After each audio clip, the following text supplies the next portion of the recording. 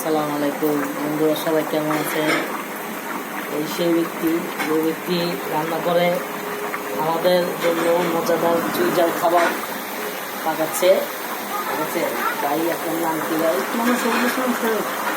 ভাই, এটা কোন জায়গা? বলুন। 2 কিলোমিটার আর কি, খুলনার কাছাকাছি। তো হোটেলের নাম কি?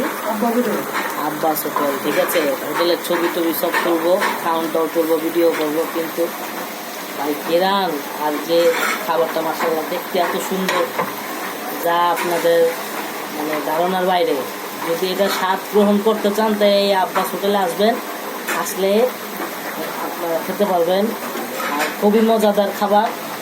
ঠিক আছে, আমার বড় ভাই রিপন ভাই আমাকে এখানে নিয়ে আসছে, আজকে এখানে দাওয়াত করে খাওয়াবেন আমাদের।